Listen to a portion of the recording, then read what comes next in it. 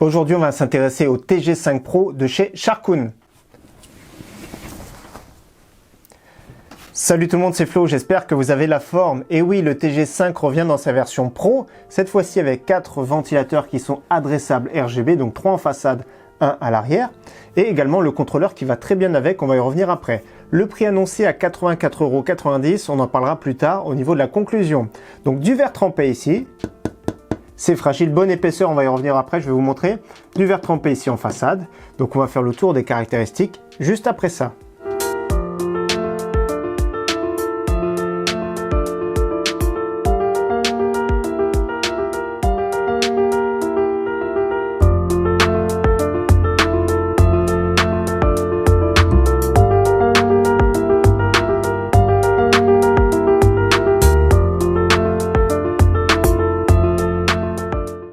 Alors on va faire le tour du boîtier, on va commencer par les dimensions comme d'habitude. Alors ici on est sur du 44 cm de profondeur, sur la hauteur c'est du 46 et de largeur c'est 21 cm, donc c'est pas mal, c'est du moyenne tour. Cache alimentation complet ici, c'est vraiment très bien. On peut mettre 2 SSD 2,5 pouces ici sur le bas. Pour les ventilages jusqu'à 16,7 cm, c'est vraiment très bien. La carte graphique, comme vous voyez, il n'y a vraiment pas de souci, c'est jusqu'à 40 cm.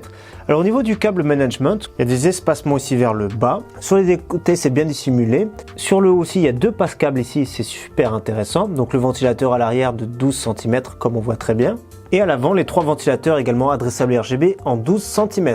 Donc vous voyez, le câble management, c'est vraiment propre, il n'y a rien qui dépasse.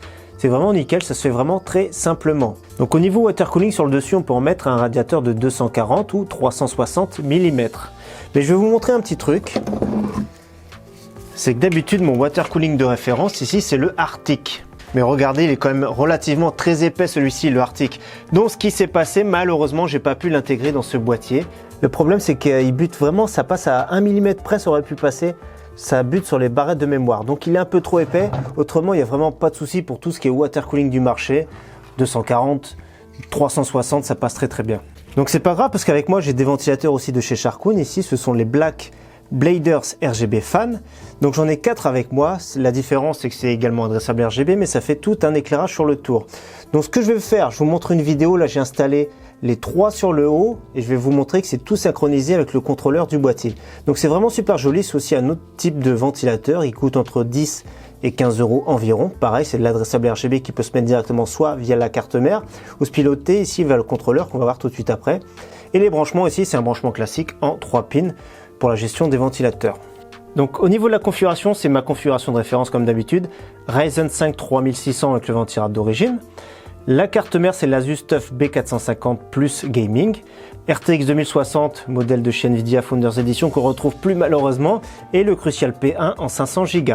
On va faire le tour, je vais vous expliquer aussi l'alimentation. On va voir comment ça se passe derrière. Donc voilà, comme vous avez vu, je le retire très facilement. Comme on voit déjà tout en haut à gauche, c'est le contrôleur qui est intégré. Donc par défaut, il y a les 4 ventilateurs qui sont branchés dessus, donc les ventilateurs qui à l'arrière en extraction et les 3 de la façade. Il reste 4 emplacements pour gérer l'adressable RGB. Donc par défaut, il y a le bouton Reset qui est branché dessus. Donc dans ces cas-là, le bouton Reset en haut est alloué pour faire balayer les cycles d'éclairage. Il est alimenté ici directement sur du SATA pour fournir du courant, mais également vous pourrez l'alimenter, si vous préférez la gestion, ici c'est le connecteur blanc, pour l'alimenter directement sur une carte mère compatible adressable RGB. Moi j'aime bien quand c'est piloté directement sur la façade avec le bouton Reset, je trouve ça vraiment super intéressant. Donc le contrôleur c'est très bien, comme vous voyez on peut rajouter pas mal de ventilateurs en plus. Les ventilateurs des boîtiers ont un petit connecteur Molex en plus, je vous montre en bas, on verra mieux.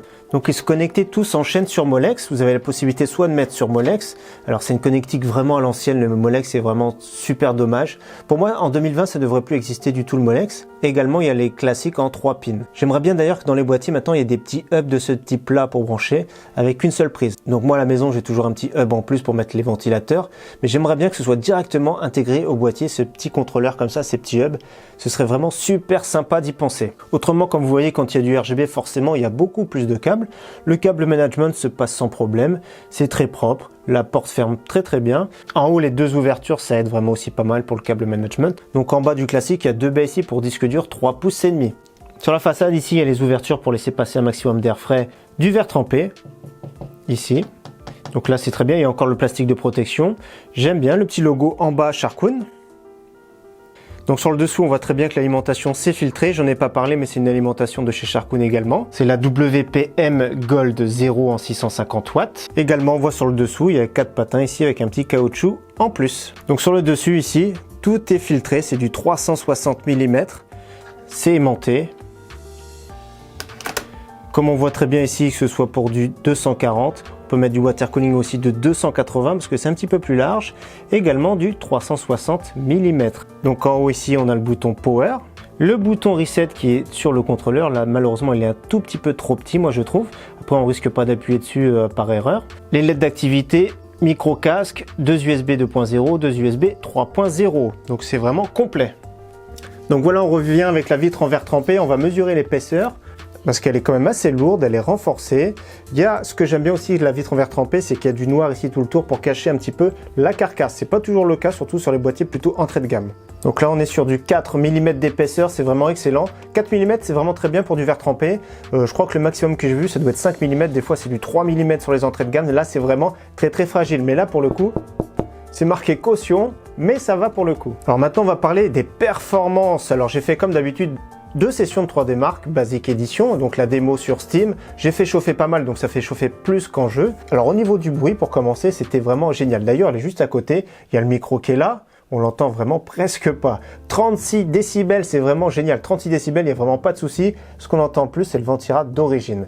Au niveau des températures, agréablement surpris. Carte graphique 71 degrés, donc c'est à peu près la norme que je retrouve dans les tests des boîtiers, nos RTX 2060 de chez Nvidia, la Founders Edition, et le Ryzen 5 3600 avec le ventirad d'origine, 60 degrés maximum, c'est vraiment excellent. Donc là, il n'y a vraiment pas de souci. Et dernière chose que j'ai pas précisé sur ce boîtier aussi, c'est qu'il y a toujours le manuel qui est livré avec. Donc ça, j'aime beaucoup chez Sharkoon, c'est vraiment très bien expliqué. Donc pour conclure maintenant, c'est un boîtier qui est vraiment très silencieux, qui est performant, qui a une bonne capacité d'accueil. Comme vous voyez ici, il n'y a vraiment pas de souci pour une configuration qui est ATX, qui est bien refroidie. Bonne configuration milieu de gamme. Il est filtré de partout, ça y est vraiment pas de souci. Filtré aimanté. Donc bonne capacité d'intégration au niveau carte graphique, au niveau water cooling, au niveau ventirad, il n'y a vraiment pas de souci. Il est relativement compact d'ailleurs.